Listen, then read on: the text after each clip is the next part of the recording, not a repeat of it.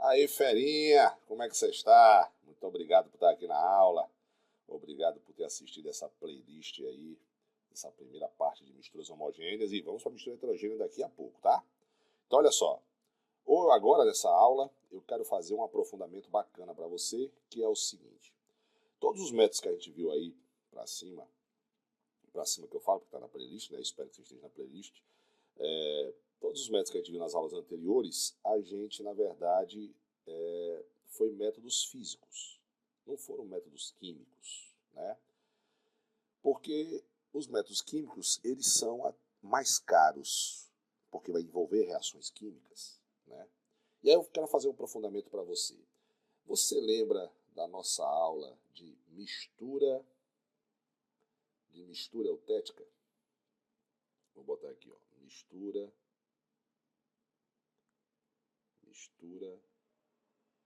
eutética não, desculpa, porque a gente teve essa mistura azeotrópica.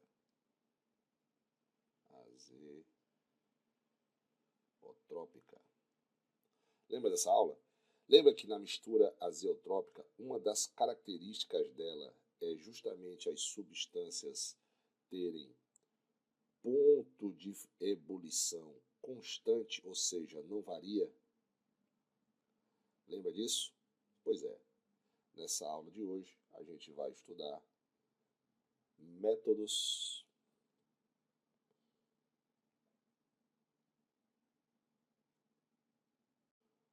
químicos de separação de mistura. Essa é a nossa aula de hoje, certo? E nesse método químico de separação, eu vou falar especialmente de uma mistura de água e álcool. Ah, Sandro, mas água e álcool, a gente já viu, é destilação fracionada. Mas eu pergunto a você, e se essa água e álcool, eles forem uma mistura azeotrópica, aquela em que o ponto de ebulição é constante? Porque na destilação fracionada foi bem simples. Você separou água e álcool, mas não era uma mistura azeotrópica. O ponto de ebulição da água e do álcool eram diferentes. Lembra que eu falei que aqui é 46 graus Celsius e aqui é 100 graus Celsius? Mas numa mistura azeotrópica, em que tem aproximadamente 96%, que tem 96% de álcool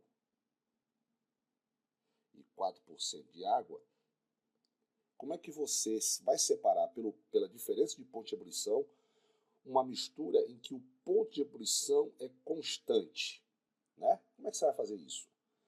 Então, a gente não tem mais como recorrer aos métodos físicos, então nós vamos fazer os métodos químicos. Você já viu e já sabe agora que a gente falou de extração, que a nossa querida gasolina, por exemplo, ela tem que ter 25% no máximo de álcool. Não é isso aí? Pois é. Esse álcool que está na gasolina não pode ser o mesmo álcool vendido puro, porque o nosso álcool vendido lá, o etanol, ele tem 4% de álcool, ou de água. Aí você fala, poxa, não, que sacanagem, botaram água no álcool. Não, essa água, ela já veio no álcool quando foi extraída da cana-de-açúcar. E não compensa financeiramente, e também não estraga o motor, você deixar esses 4% de água lá no nosso álcool combustível.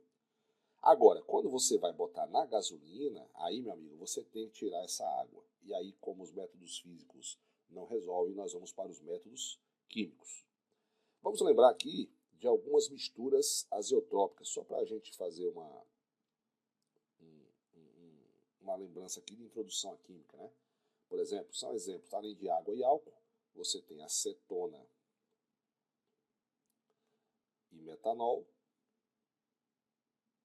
certo?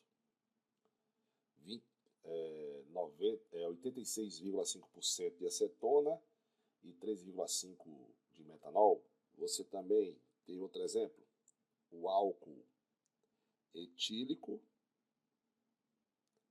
né, o etanol, 7% dele, e clorofórmio, certo? São alguns exemplos, 93% de clorofórmio. Ainda tem o ácido fórmico e a água também, 77,5% de ácido fórmico e 22,5% de água. Então, para você separar esses caras, por exemplo, pela diferença de ponto de fusão, esses carinhas aqui, que eu acabei de fazer exemplo, você não tem como fazer como processo físico. Então, você vai ter que fazer o processo químico. E como é que funciona, Sandrão, para a gente tirar esse etanol? Tá aí a molécula de etanol que eu botei para você visualizar. Como é que a gente vai fazer para tirar ele? Você vai ter que fazer o seguinte. A gente vai, para obter esse álcool anidro, esse álcool que vai aqui na gasolina, a gente chama de álcool anidro, que é o álcool sem água, né? Você vai ter que recorrer a uma reação química. E que reação química, Sandrão, vai ter que correr? Você vai ter que adicionar ele o óxido de cálcio. Por que o óxido de cálcio, Sandrão? Porque o óxido de cálcio com a água, ele vai formar o hidróxido de cálcio. O hidróxido de cálcio, ele é insolúvel, né, em água, então ele vai reagir com água e vai formar um composto sólido. E aí, o que acontece? Você consegue extrair esse cara deixando apenas o álcool, né? Então, se esse cidadão vai reagir com o óxido de cálcio e formar o hidróxido de cálcio, que é sólido, você aí consegue extrair ele, porque ele vai precipitar, né? Na verdade vai formar corpo de... vai precipitar porque é uma reação química, tá? Corpo de fundo é quando não tem reação química. Você tem lá uma mistura, aqui ó, você tem lá, vamos supor, você tem aqui um potinho, e aqui dentro você tem água e álcool. Quando você fizer essa reação, no fundo vai começar a depositar o hidróxido de cálcio. Beleza? E aí você consegue retirar do processo fácil, e o álcool então é extraído de forma pura ou quase pura, certo? Um grau de pureza que pode chegar a 99,5% de álcool. Beleza, meus jovens? Olha que aprofundamento bacana que a gente fez aí agora, que um dos métodos físicos, um dos métodos químicos que a gente usa é justamente a obtenção do álcool anidro, né? A partir do álcool etílico hidratado. Sandrão, dê outro exemplo aí pra gente, vá. Pronto, eu vou lhe dar outro exemplo. Vou apagar aqui e vou lhe dar um outro exemplo. Já anotaram? Bacana. O bom da videoaula é que você pode voltar, né? Olha só, um outro exemplo que eu vou lhe dar aqui agora. Apaguei tudinho aqui. Pronto. Um outro exemplo que eu posso lhe dar aqui é o seguinte. Por exemplo, você pode separar uma substância explorando mudança de solubilidade em diferentes valores de pH. Por exemplo, vamos supor que eu tenho aqui um recipiente, tá bom? E nesse recipiente eu tenho aqui uma mistura de ácido benzoico, que é o C6H5COOH. Você vai lembrar que o ácido benzoico é esse cidadão aqui, ó. Beleza? Lá na química orgânica.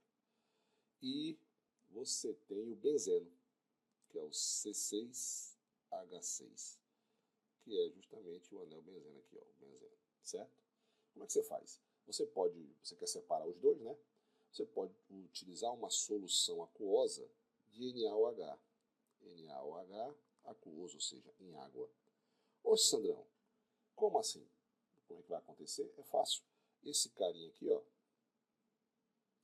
ele vai levar à formação, logicamente, ao reagir com o ácido benzoico. Você observa que agora eu tenho aqui um ácido, uma base, eu tenho uma reação de neutralização. Esse cara vai produzir o benzoato de sódio, que é o C6H5 COO-Na+. Certo? Então, olha só, já fiz uma reação química e já produzi um sal. Isso aqui na química orgânica é um sal orgânico. Certo? E aí o que acontece? Esse cidadão aqui,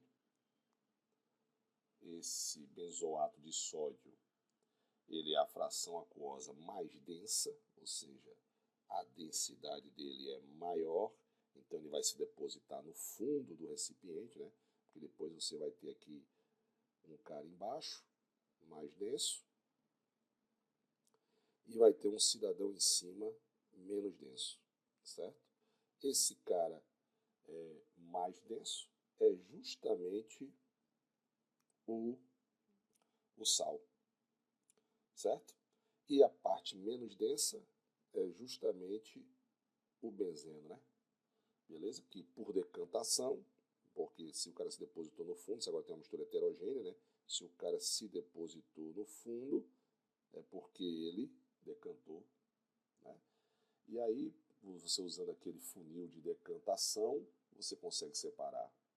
E o ácido benzoico, depois o próprio ácido benzoico, né, que está aqui, é porque, lembre-se que reação de neutralização, ácido mais base forma água e sal. No sentido contrário, né, você vai ter sal e água, que é a hidrólise do sal, né? E aí o ácido benzoico ele pode ser recuperado tratando a solução aquosa. Você pode tratar essa solução aquosa aqui, né, desse sal, com um ácido forte. Depois você usa lá um ácido forte e resolve o problema. Então tá aí um outro exemplo de métodos químicos para você. Bacana? Espero que tenham gostado e agora vamos fazer os nossos exercícios. Não sai não, fica aí.